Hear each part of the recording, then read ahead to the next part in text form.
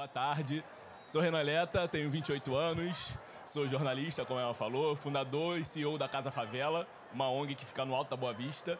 Sou pai da Clara, pai da Maria Clara também, flamenguista, e falo um pouco sobre influência digital e como usar a influência para trazer transformação social dentro do território de favela. Vou contar um pouco da minha história, de como eu cheguei aonde eu estou hoje e como isso ajudou, não só a mim, mas também ajudou a transformar e a continuar transformando a favela onde eu nasci e cresci, que é a comunidade Mata Machado, lá no Alto da Boa Vista. Eu comecei a fazer jornalismo em 2017, né? E no ano, que foi o ano também que eu lancei o meu livro, Palavras do Mundo, um livro de poesias. E em maio de 2017 eu resolvi lançar uma biblioteca comunitária, porque eu era um escritor que não tinha dentro da minha própria favela uma biblioteca. Então, onde que eu ia colocar o meu livro? A partir disso, eu criei o projeto Favela e Desenvolvimento e comecei a fazer eventos culturais lá na comunidade Mata Machado.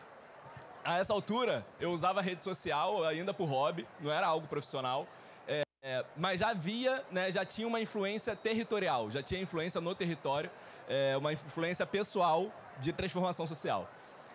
Os anos se passaram, em 2020 o nosso trabalho social continuava, né, 3 anos depois, só que veio a pandemia. E a pandemia transformou o Favela e Desenvolvimento de um projeto cultural em um projeto que precisava trazer medidas assistencialistas para as famílias das comunidades. E a porta de entrada, a forma que eu encontrei de fazer isso, foi através das redes sociais.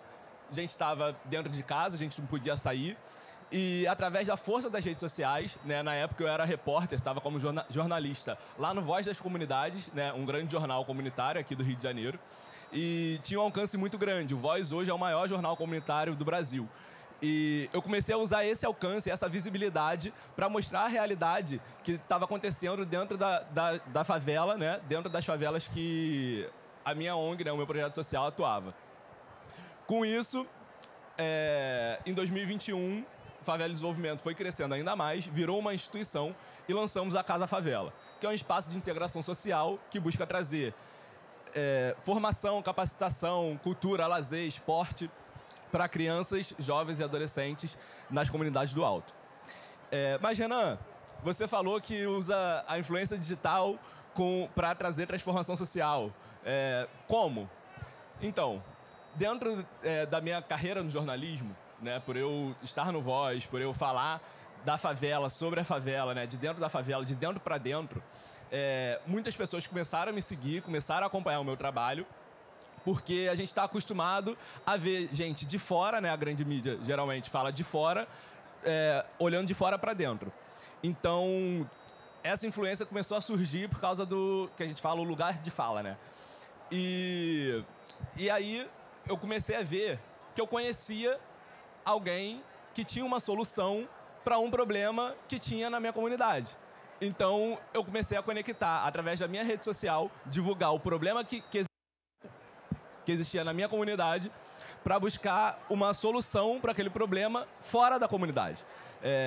Um exemplo disso é que hoje a Casa Favela, dentro das diversas atividades que a gente tem, a gente está localizado dentro do coração da Floresta da Tijuca, que é a terceira maior floresta urbana do mundo. A gente tem um trabalho de sustentabilidade muito forte. A gente começou a reparar que os rios das comunidades do Alto eram extremamente poluídos, há anos já não tinha mais peixe, a gente tinha um problema ambiental muito grave. Eu comecei a ver que a solução para isso era trazer educação ambiental para que o morador soubesse como se relacionar com aquela natureza que está inserida e, a partir disso, gerar renda para aquela comunidade também. Então, um dos trabalhos que a gente começou a fazer é a coletar materiais, lixo, né, tipo, tanto sólido quanto resíduo líquido, tipo óleo, e a transformar, a revender isso e toda a verba ser revertida para os projetos sociais que estavam acontecendo dentro da nossa ONG. Um outro exemplo, conseguir trazer profissionais de diversas áreas, profissionais renomados, para palestrar, para dar cursos, workshops dentro da nossa ONG, né, através de um projeto de capacitação. Então, comecei a ver que o meu alcance, né, os network que eu conseguia fazer, que eu podia fazer usando a minha rede social, era uma ferramenta extremamente importante para eu trazer a transformação local, né? Só que isso aliado também a uma presença local, a uma influência, como eu falei lá atrás, uma influência territorial primeiro, né? Então surge primeiro a influência no território para depois uma influência para fora. Só beber uma água.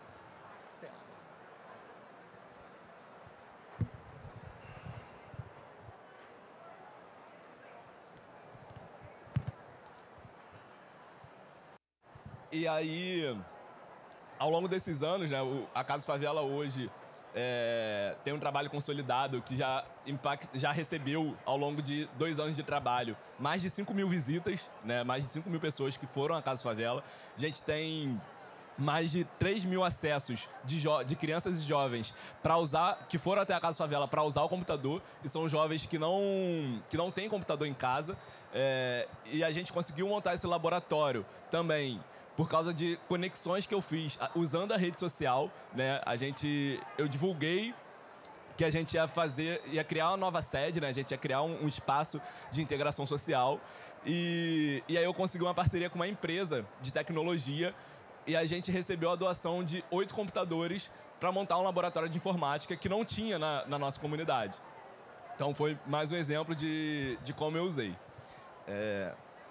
Alguém tem alguma pergunta já? Ou quer fazer alguma pontuação? Tá, então vou continuar.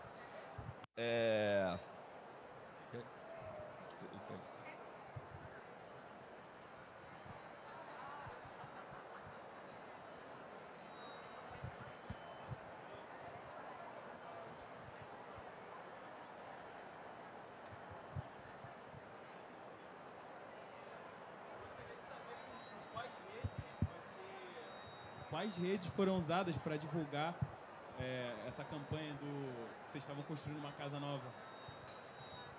Então, meu trabalho inicialmente, né, por focar no jornalismo, eu comecei a trabalhar. A primeira rede social que eu comecei a desenvolver bastante foi o Twitter, né, principalmente durante a pandemia.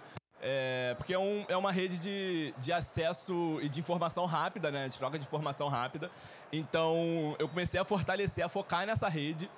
Só que depois, invariavelmente, eu tive que usar todas, né? Tipo, fazer vídeo pro YouTube, estar presente no Instagram, no LinkedIn, no Facebook, enfim. Porque hoje em dia, um problema que a gente tem de achar que só o Instagram é usado, né? Que a gente vê muita publicidade no Instagram, vê tudo no Instagram, mas não, a gente tem hoje, no mínimo aí, 8 redes que são super importantes de estar presente. Hoje, o meu trabalho, eu tenho contas em todas as redes sociais, né? Tipo, TikTok, Twitter, YouTube, Instagram. Então, é óbvio que eu precisei criar durante algum momento, focar, né? Focar para crescer e ver o que se adapta melhor. Por exemplo, no momento que eu estava no jornalismo, estar no Twitter era mais importante porque eu tinha uma troca de informação mais rápida. Mas a partir do momento que eu comecei a produzir vídeos, por exemplo, eu precisei migrar para o YouTube porque conversa mais. Então, tipo, eu soube... Acho que uma chave importante é saber se adaptar e saber o conteúdo específico de cada rede, né? Porque não adianta você achar que o mesmo conteúdo você vai conseguir usar em todas as redes e ele vai ter o mesmo efeito. Às vezes o que viraliza no Instagram não é o que vai viralizar no Twitter e vice-versa.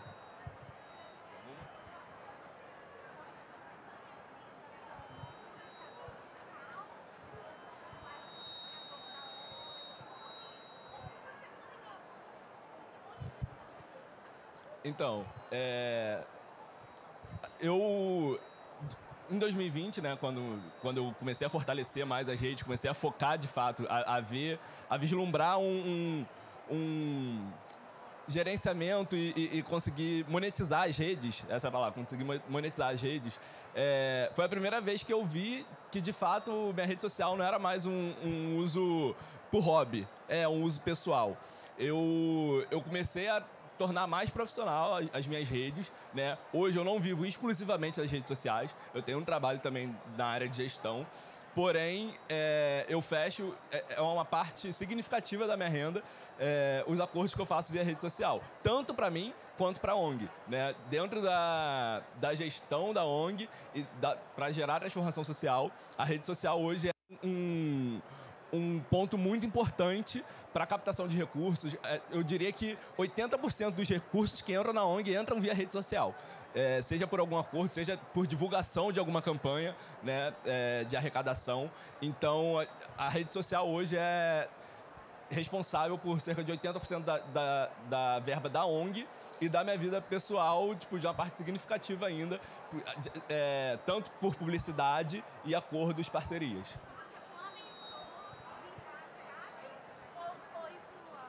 Você, enquanto jornalista, escritor e tal, você planejou, vou trabalhar para mim, vou criar uma ONG, ou isso foi acontecendo organicamente? Como é que foi? A questão da ONG foi natural, foi de forma natural, porque eu criei a ONG em 2017 e a vida me direcionou para isso, né? Eu foquei durante algum tempo na minha carreira de jornalista, por questão acadêmica mesmo, estava concluindo a faculdade, então precisava trabalhar. Só que eu comecei a ver que hoje, inclusive, a gente tem diversos jornalistas que não estão em emissoras nenhuma, né? Não estão em nenhuma emissora, porque a gente sabe que jornalismo não é só estar na Globo, estar na Record, estar na Band, né? Na televisão. Que usam as redes sociais próprias como canal de comunicação e como um canal de... seja fazendo uma entrevista, seja fazendo coberturas jornalísticas. Durante algum momento eu enxerguei essa possibilidade, né? Eu fiquei no Voz das Comunidades durante 3 anos e meio, boa parte da minha carreira profissional, mas eu comecei a ver também que tinham pessoas que, mesmo depois que eu saí do Voz, que tinham pessoas que me seguiam ainda pelo trabalho que eu fazia de notícia no Voz, né? Então, como eu não estava mais como repórter lá, eu precisei suprir essa necessidade de muita gente que me seguia. Tipo, no Twitter, por exemplo, tinha, sei lá, de 26 mil seguidores, eu diria que 15 mil eram pessoas que me seguiram por causa do Voz. Então, se eu não estava mais no Voz, como eu ia suprir essa necessidade de pessoas que me seguiam por aquele motivo, né? Então, a questão do jornalismo, de trabalhar o jornalismo nas minhas redes, pela minha formação, né? É uma coisa que é minha formação acadêmica, então não vou largar isso nunca, né? Eu posso estar hoje mais na área de gestão, mas eu sempre produzo conteúdo jornalístico, conteúdo informativo, né? Nas minhas redes sociais. E a questão da ONG foi de forma natural. O trabalho foi crescendo, né? A cada ano, principalmente desde 2020. A cada ano a gente cresce, nossos números aumentam, nosso trabalho aumenta, então... aumentando o nosso trabalho, aumenta a responsabilidade, então aumenta o quanto eu me dou para lá. Oi, tudo bom? Boa tarde. Somos colegas de trabalho, também sou jornalista, só que eu enveredei para o lado do rádio. Né? Eu trabalho há muitos anos, trabalhei na MPB, Record, enfim, várias emissoras. O que acontece? Hoje eu montei uma rádio online, exclusivamente para MPB, música plugada brasileira. Eu queria saber de você o seguinte: existe, na sua opinião, uma rede dessas específicas para que uma rádio venha, assim, crescer na questão de visualizações, isso e aquilo, ou não? Obrigado pela pergunta. A sua rádio está em qual plataforma hoje? Só para eu entender. Tá, é um site? Sim. Então, como eu estava respondendo a pergunta antes, eu acho que hoje a gente tem que ter presença em todas as redes sociais, porém entender a necessidade de cada rede social, né? Você, um conteúdo de rádio. Por exemplo, não tem como a gente publicar um áudio no feed do Instagram, né? Isso é um fato. Então, o seu conteúdo, o seu trabalho específico precisaria de uma adaptação para estar no Instagram. Só que, às vezes, a adaptação não é você pegar uma foto e colocar o áudio em cima daquela foto, né? A gente vê hoje, acho que 70% dos conteúdos que a gente vê na rede social são conteúdos de podcast. Que a gente mais surgiram nos últimos anos foram os podcasts, que meio que roubam o lugar das rádios, né? Só que o podcast hoje, todos os podcasts que são feitos, a gente já tem estúdios que alugam para diversos podcasts, né? O mercado se atualizou dessa forma, só que a gente vê que um podcast fica lá, sei lá, 2 horas no YouTube em transmissão lá do programa, só que assunto, 2 horas de assunto, só que se você for ver no Instagram, o que vai são 15 segundos, 30 segundos no máximo, né, de 2 horas de conversa. Então, acho que a dica a dica que eu daria para você é entender essas necessidades. Eu entendo que sua rádio deve ficar lá 24 horas tocando as músicas.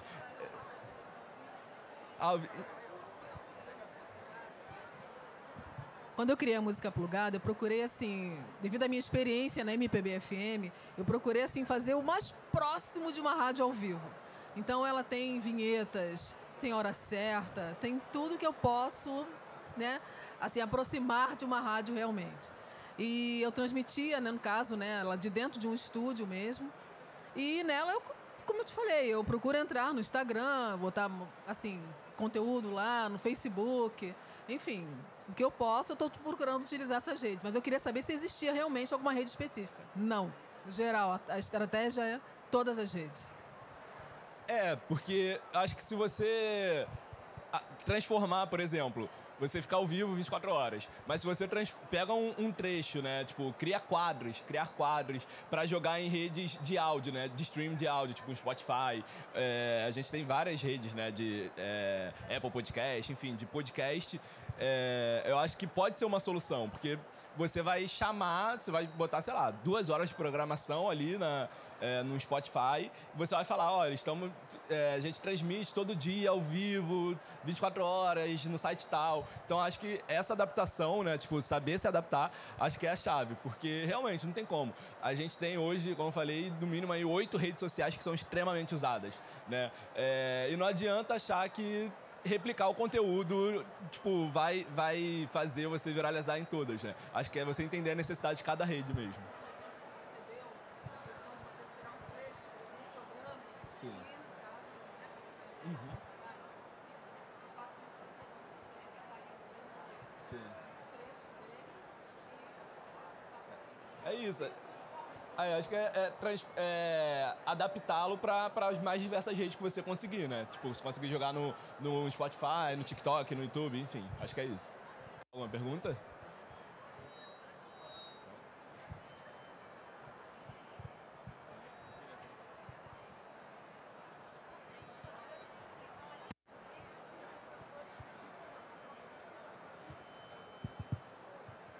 Eu queria saber no Instagram da Casa Favela, qual tipo de conteúdo que gera mais engajamento? Esse é um desafio que a gente enfrenta até hoje, sempre enfrentou, porque uma ONG, né, tipo, a gente antes vivia o nosso conteúdo era basicamente pedir ajuda, vamos dizer assim, né? Tipo, a gente precisa de ajuda, precisa de apoio, precisa de ajuda, precisa de apoio. Sendo que ninguém segue ninguém para ficar vendo pedido de ajuda. Então, a gente tem diversas atividades dentro da Casa Favela e aí eu comecei a enxergar a necessidade de produzir um conteúdo, de fato, sobre a ONG, né? Tipo, mostrar a vida da Casa Favela, mostrar as atividades que estavam acontecendo, né? Porque, de fato, ninguém segue ninguém para ficar vendo, oi, me ajuda, oi, doa pra gente. E atrelar isso, né, para captar recurso. Então, a gente tem, por exemplo, uma oficina de percussão, né?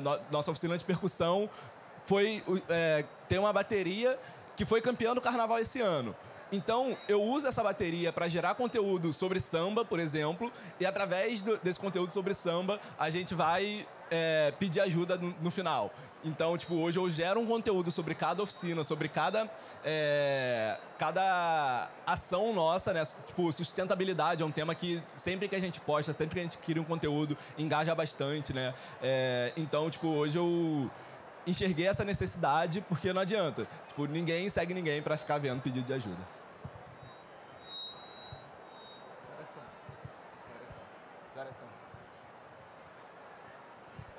Temos mais 10 minutos. Alguém tem mais alguma pergunta?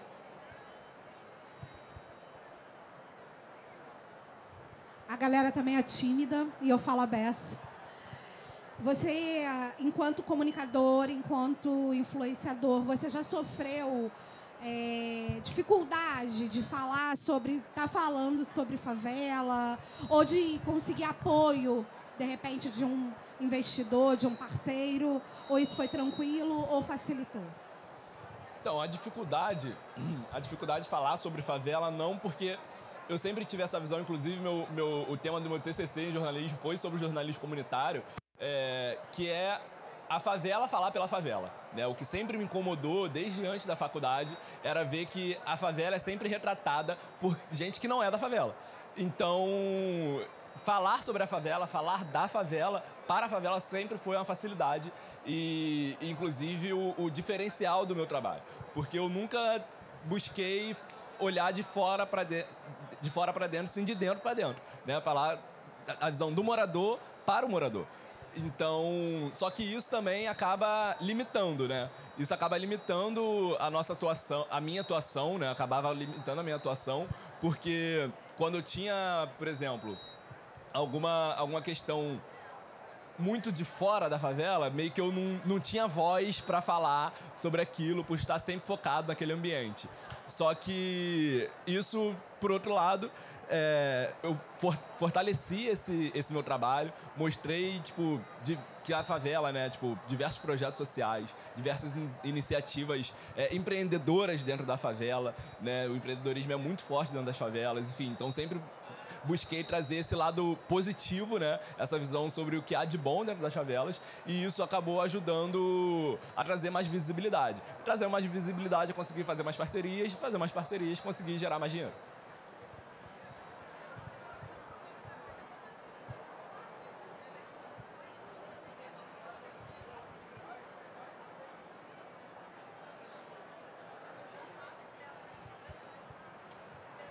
Você tem alguma dica para quem está iniciando agora um negócio, seja, sei lá, fora do rádio, qualquer outro tipo de negócio, onde, por exemplo, a pessoa não tem muita grana para poder estar pagando, né, algo para estar engajando o site dela, lá o que for, as redes sociais. Que dica você dá para uma pessoa que possa iniciar sem ter muita grana para poder estar alavancando aí seu site? O desafio financeiro, o desafio de capital inicial, vamos dizer assim, é muito grande, principalmente dentro de favela, né? Sendo que eu acho que um jeito de driblar isso é gerando mais especialização, agregando mais conhecimento, né? Eu, por exemplo, eu venho de uma área jornalística, né? Eu sou jornalista por formação. Hoje eu atuo mais na área de gestão, né?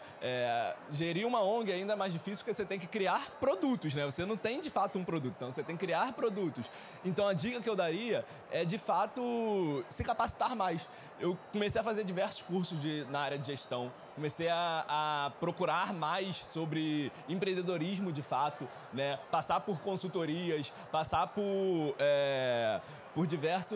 diversas etapas de aprendizado mesmo sobre empreendedorismo em si, porque uma coisa muito importante é que você conheça de fato sobre o seu negócio. Tipo, hoje eu tenho um negócio que, vou dar um exemplo, eu não era da área de sustentabilidade, eu não tinha nenhuma formação nisso, mas hoje a minha ONG trabalha com sustentabilidade, é um pilar muito grande, só que para isso acontecer eu tenho que entender de sustentabilidade. Não adianta eu querer colocar sustentabilidade na ONG e eu não saber de nada. Então, seja o empreendimento que você tiver, tipo, dentro das favelas, uma coisa que é muito comum é abrir empreendimento no ramo alimentício, né? A gente tem um monte de lanchonete, etc, etc.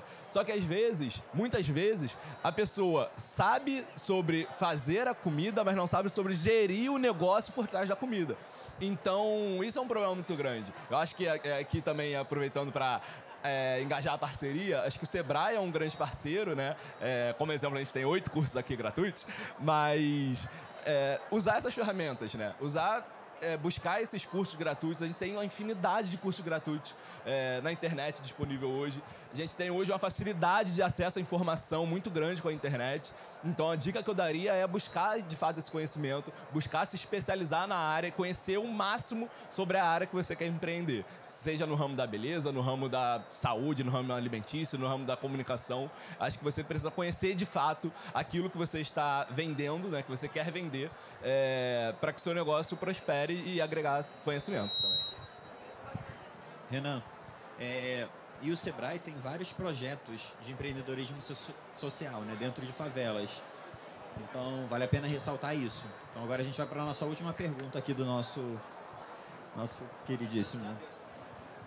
Opa, boa tarde, tudo bem? É Renan, né? Ô Renan, você já deve ter falado a respeito do seu projeto.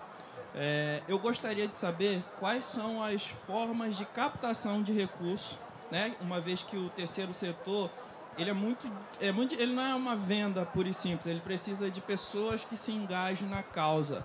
Eu gostaria de saber como vocês captam recursos, se vocês têm alguma estrutura, se vocês buscam edital, vendem produtos, ok? Obrigado. Obrigado pela pergunta. De fato, esse é o desafio não só da Casa Favela, mas de todo o terceiro setor, né? Quando eu estava falando aqui, no início a gente buscava captação de recursos pedindo dinheiro nas redes sociais. Eu ia para minha rede social que tinha grande alcance, divulgava, sei lá, uma ação de cesta básica que a gente daria, e eu falava, preciso comprar 100 cesta básica, custa tanto, alguém pode doar? Sendo que isso não é sustentável a longo prazo, né? Você pode ter ações pontuais fazendo isso, ok. Só que isso, para você gerir uma ONG durante o ano, para captar para o ano todo, é difícil. Então, a gente começou a buscar soluções a longo prazo, né?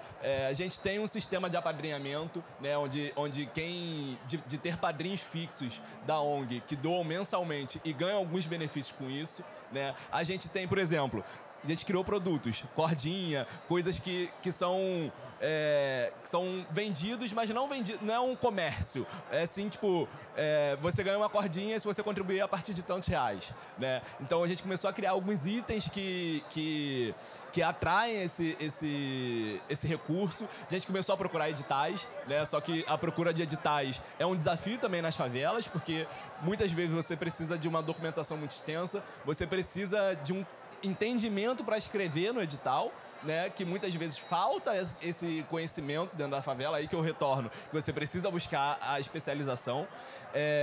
E a gente começou a procurar fundos filantrópicos, por exemplo, e a firmar parcerias com empresas, né? A gente hoje atua em diversos setores, na cultura, sustentabilidade, tecnologia, esporte. Então hoje a gente tem muitos produtos, por exemplo, a nossa oficina de percussão tem uma bateria e essa bateria pode ser contratada para show. Então isso é uma forma de gerar recurso. A gente tem uma oficina de produção audiovisual, a gente tem uma produtora audiovisual, então a gente vende a produção audiovisual, filmagem, fotografia para alguns lugares, e isso gera recurso para a ONG. Então a gente entendeu que tinha que criar produtos, e às vezes não de fato tipo um produto físico, mas um serviço, algo que converse com a vida daquela ONG. Obrigado pela presença, obrigado pelas perguntas.